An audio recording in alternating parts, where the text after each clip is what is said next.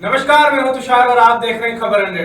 आइए रुख करते हैं आज की खबरों की ओर, पर उससे पहले एक नजर आज की हेडलाइंस पर। शहीद वीर मनीष कारपेंटर के अंतिम दर्शन हेतु उमड़ी भीड़। भूपेंद्र सिंह ने कहा, कांग्रेस के पास कोई मुद्दा नहीं, इसलिए कर रहे दुष्प्रचार। सचिन यादव ने लगाया आरोप, कहा मध्य प्रदेश में जमकर हो रही कालाबाजारी। भाजपा के सदस्यता अभियान की खुली पोल, पीसी शर्मा। सेना का जवान भारत की मिट्टी का असल बेटा होता है, जो अपनी मातृभूमि की रक्षा के लिए अपने परिवार से दूर जा अपनी जान जोखिम में डालकर देश की सेवा करता है। इसलिए हमारे समाज में सेना और सेना के जवानों को असल नायक यानी रियल हीरोज के रूप में देखा जाता है।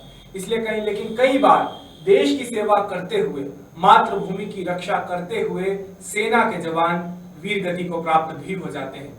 तब उस दुखद क्षण में केवल जवान का परिवार ही नहीं, पूरा समाज अपने वीर सपूत के सामने नमन करता है। ऐसा ही दृश्य भोपाल को देखने को मिला, जब जम्मू कश्मीर के बारामूला में शहीद हुए राजगढ़ के खुजनेर के माटी के वीर सपूत शहीद मनीष कारपेंटर के अंतिम दर्शन हेतु भोपाल में जनसैलाब उमड़ पड़ा।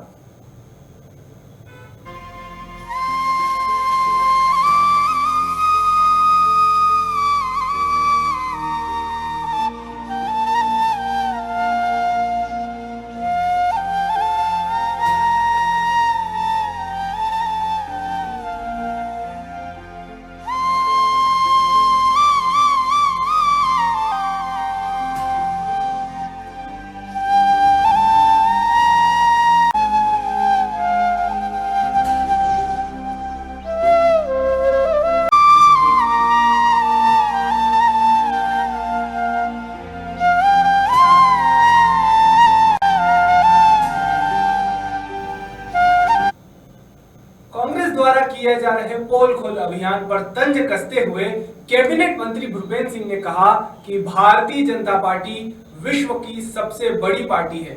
अगर हम सदस्यता अभियान करें तो इसमें कांग्रेस को आपत्ति नहीं होनी चाहिए। कांग्रेस के पास कोई भी मुद्दा नहीं है, इसलिए वो दुष्प्रचार कर रही है। साथ ही कमलनाथ सरकार के विकास कार्य पर तंज कसते हुए भूपेंद्र सिंह ने कहा कि जो काम हम कर रहे हैं वो सभी हमारे समय में स्वीकृत किए गए हैं। पिछली कमलनाथ सरकार में लूट के सिवा कोई भी काम नहीं हुआ। देखिए, कांग्रेस के पास कोई मुद्दे नहीं है और इसलिए कांग्रेस सिवाय दुष्प्रचार करने के अलावा, झूठी अफवाहें के अलावा और कोई काम कांग्रेस नहीं कर रही है, क्योंकि कांग्रेस के पास कोई मुद्दे नहीं है। और इसलिए भारतीय जनता पार्टी विश्व की सबसे बड़ी पार्टी है और लोग सदस्यता ले रहे हैं, तो इनमें कांग्रेस को क्या आपत्ति? वो सदस्यता कराए, हम लोगों ने कब रोका हुआ? हम लोगों ने जो 15 साल काम किया उसका 1.25 साल तक श्रेय लेने का काम कमलनाथ जी ने किया, और जो काम हम लोग कर रहे हैं वो सब हम लोगों के समय के स्वीकृत काम है और उन्हीं कामों का लोकार्पण, भूमि पूजन हो रहा है। कमलनाथ सरकार में तो लूट के अलावा और कोई काम हुआ ही नहीं। अब अगर कोई मामला होगा तो जांच होगी, कार्रवाई होगी। प्लेन खरीदा, उस पर सवाल खड़े कर रही है कांग्रेस। ये तो कमलनाथ जी ने ही खरीदा, हम लोगों ने थोड़ी खरीदा। देखिए, डॉक्टर गोविंद सिंह जी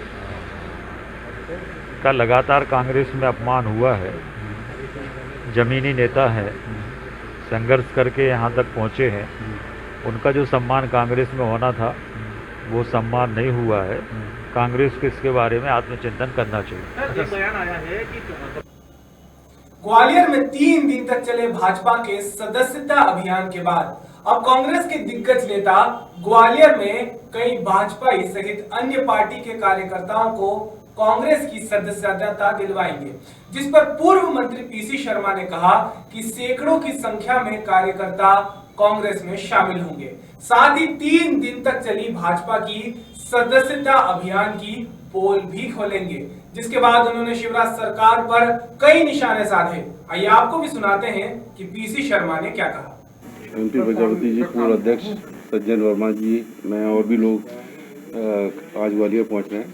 3 बजे वहाँ प्रेस कॉन्फ्रेंस है और उसके पहले बहुत से भारतीय जनता पार्टी के कार्यकर्ता और नेता कांग्रेस ज्वाइन करेंगे, उनको ज्वाइन कराएंगे और जो कांग्रेस ने कमलनाथ जी के नेतृत्व में 15-16 महीने में जो काम किए, चाहे बिजली का बिल हो 100 रुपये 100 यूनिट,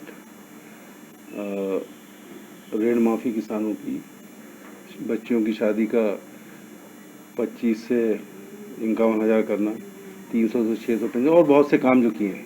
आज जो प्लेन आया है जिसकी बड़ी तारीफ हो रही है कि कमलनाथ जी की सरकार के आदेश पे आया है, जो 60 करोड़ का, पहले 80 करोड़ भी ले रहे थे। इन्होंने कमलनाथ जी की सब योजना तो पे रोक लगा दी, लेकिन ये प्लेन को नहीं रोक पाए जो कमलनाथ जी ने, क्योंकि वो एक्सपर्टाइज है उसमें, चाहे वो एयरपोर्ट्स के मामले हों चाहे एरोप्लेन के मामले हों। एक बहुत अच्छा प्लेन लेके आया वो। और जो भी कर्मचारियों की समस्याएं हैं पूरे प्रदेश में, कल भी अभी परसों उन्होंने कलम बंद हड़ताल की थी, और भी करने जा रहे हैं। 5% का डीए का मामला हो, और भी हो, जो बिजली के बिल हो, और जो फिक्स चार्जेस दिए गए उद्योग व्यवसाय, ये सब चीज़ें हैं, ये सब इश्यूज रहेंगे। ट्रांसपोर्टर्स की जो प्रॉब्लम है वो है, लोगों को रोजगार खत्म हो गए वो प्रॉब्लम है। ये सब बातों पर भी चर्चा होगी। ये केवल दाव नहीं है, केवल घोषणाएं हैं, ये कुछ भी कर लें घोषणाएं। लोगों के जहन में और जिगर में आ चुका है, जहन और जिगर में आ चुका है कि जनमत के साथ धोखा हुआ है। जो हमने वोट दिया था वो बेच दिया गया, और 27 की 27 सीटों में लोग इस समय भारतीय जनता पार्टी को हराने के लिए बिल्कुल तैयार खड़े। एमपी प्रजापति जी पूर्व अध्यक्ष। भोपाल से दीपक सिंह की रिपोर्ट। धार जिले के आखिरी छोर पर बसे नीसरपुर में एसडीएम विवेक कुमार ने सामाजिक कार्यकर्ताओं, पत्रकारों और नागरिकों की जनपद पंचायत में मीटिंग रखी, जिसमें नागरिकों ने नीसरपुर को सुंदर बनाने की बात कही।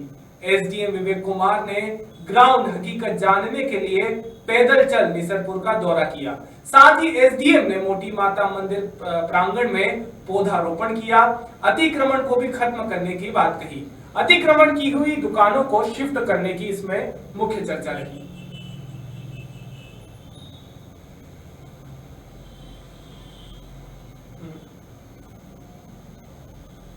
उपचुनावों के पहले मध्य प्रदेश की राजनीति काफी गरमाई हुई है। इसी में बयानों का वार पलटवार का दौर भी जारी है। इसी के चलते पूर्व कृषि मंत्री सचिन यादव ने शिवराज सरकार पर हमला बोला है। उन्होंने कहा कि एक बार फिर शिवराज सरकार का किसान विरोधी चेहरा सामने आ गया। साथ ही सचिन यादव ने यह भी कहा कि मेरे कृषि मंत्री रहते हुए यूरिया और काला बाजारी दोनों नकली खाद बेचने वालों पर जमकर कार्यवाही हुई थी।